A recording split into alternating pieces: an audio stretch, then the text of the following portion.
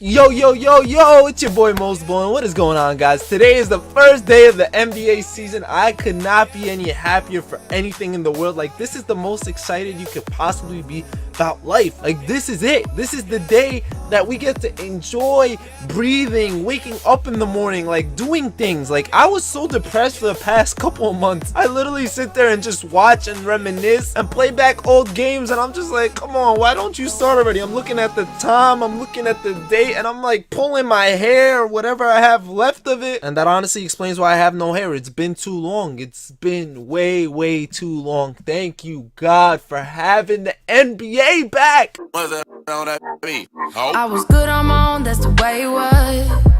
That's the way it was. You was good on the low for a faded fuck.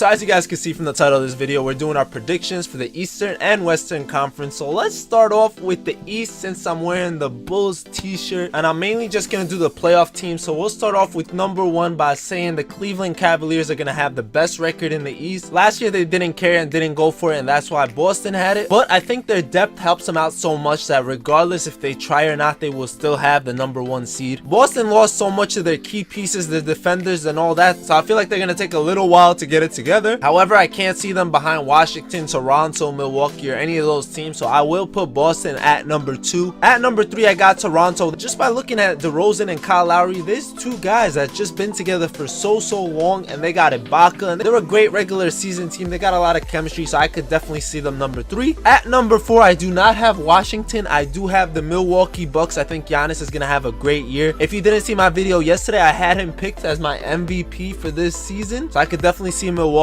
shocking everybody and crawling on up to the 4th seed. At number 5, I have Washington, because obviously John Wall, Bradley Beal, Gortat, all those guys are still great players. They have a lot of chemistry together. They've been together for a while and they've been really good. I love their coach a lot, and I think they're gonna do great things in the postseason. I just don't think they're gonna be better than those teams in the regular season. It's a long season, and I feel like they're gonna be losing those close games. At number 6, I'm kind of torn. One minute I'm thinking Charlotte, and the next I'm thinking Miami. I feel like Charlotte could definitely get it, but the way Miami ended last season on that amazing run, they had like the second best record after the All-Star break, and just off that alone, I feel like Dion Waiters and Hassan Whiteside have a lot to prove, and they want to do so much. They weren't able to land any real free agents, but they did add a couple role players, so I feel like Miami will end up with the 6th seed. I got Charlotte at number 7 because Kemba and Dwight could be really good. They also got Nicholas Batum, Michael Kidd-Gilchrist, and Malik Monk, who nobody talks about at all. And then in the 8th spot, I do have Philly if they stay healthy. If they don't, there's no way they're gonna be at number 8. But if Embiid, Simmons, Fultz, and JJ Redick are all on that squad for a long period of time, as well as Dario Saric, that is a scary team, and they can definitely be number 8 in the Eastern Conference. If not, I feel like Detroit is right there, and I'm gonna take a reach here and be a little biased and say my Brooklyn Nets are fighting for that 8th seed, because I don't care what anybody says, they're not the worst team in the league anymore. That spot is taken by the Chicago Bulls, who I believe will have the worst record in the NBA, followed by the Atlanta Hawks, and sorry Knicks fans, but my Nets are better. In D-Lo we trust, baby. Let's turn our attention over to where it actually matters, which is the Western Conference. The West is so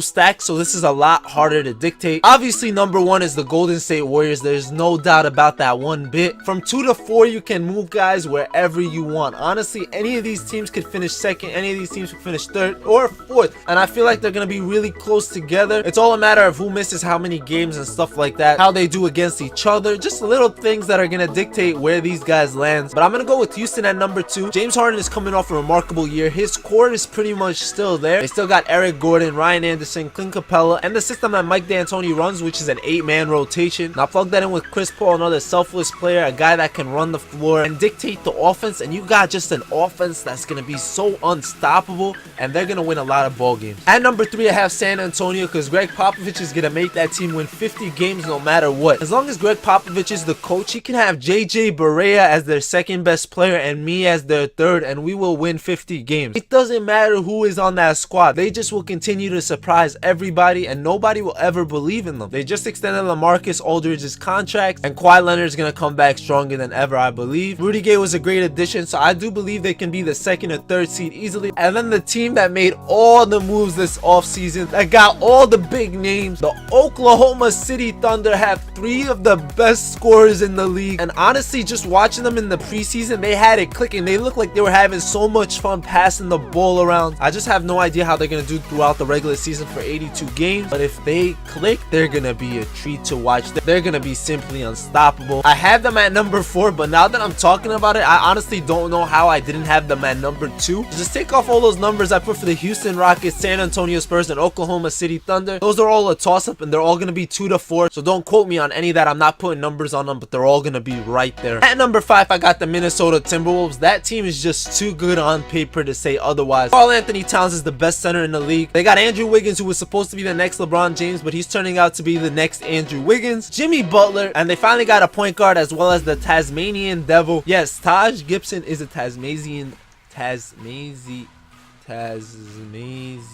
You know what I'm talking about? That devil guy that just has mad energy, gets every loose ball, all that stuff. That's Taj Gibson, bro. At number 6, let's welcome Denver back into the playoffs. Jokic is an absolute star. He's a stat stuffer supreme, and he's gonna give Denver fans as well as NBA fans something to watch. And now that they got Paul Millsap, I can't see them getting anything but better. And last night they just picked up RJ to a 1-year deal, so Richard Jefferson's definitely gonna be a good veteran, locker room presence. So Denver, welcome back to the postseason. And usually the 6 to 8 range in the West are so close, especially that the 9th and 10th are always right there. But I feel like Memphis's era as well as Dallas's era are basically over. I'm sorry, Memphis fans. Marc Gasol and Mike Conley are both stars, and I don't want to count them out, but I feel like this is it. They turn the page to a new chapter, and we'll see what the future holds for them. I also feel like Utah is done without Gordon Hayward. Rudy Gobert is nice, and Rodney Hood might have a great breakout season. I feel like Joe Johnson and Joe Ingles are too old of players to be one of your best. I can't rely on Ricky Rubio, so I feel like their postseason run is over, and that is why I have the LA Clippers at number 7. Even though they lost Chris Paul, they got a lot deeper. They still got Blake Griffin, DeAndre Jordan. They got a great defending point guard in Patrick Beverly. They got Lou Williams, Danilo Gallinari, and they added an amazing European passer who's gonna make the top 10 every night, passing the ball to DeAndre Jordan. And then at number 8, I have Portland. Damian Lillard and CJ McCollum are a problem. Nurkic is the star in the making, and I feel like that team, if healthy and adding a small forward, can actually give Golden State a game or two in the postseason. Now, the team that I feel can take one of those spots is the Pelicans. I feel like they're right there. They just don't have shooters around Anthony Davis and DeMarcus Cousins. As good as those two big men are, and as good as they are at handling the ball and doing all that stuff, they just need a bunch of shooters, because as of right now, they have no one that could spread the floor besides them, which is pretty sad. And then the bottom of the West, I have Phoenix, Sacramento, and the Los Angeles Lakers. I know LA fans don't want to hear that, but honestly, you guys aren't there yet. You guys are still at the bottom of the pack. I'm sure you guys are going to be better, but you're still not there to make the playoffs in the West. Devin Booker is going to have a great year for Phoenix, and I feel like Sacramento has something to look forward to in the future. They have like 8 or 10 rookies along with 3 veterans, so the future may be bright for those guys. But yeah, that's my seeding predictions for the East and West. Now let's sit down and get ready to watch some real NBA basketball. Let me know if you guys think I made any mistakes, if you guys had anything differently. I'd love to hear what you guys have to say, and I will see you guys later. Ballin'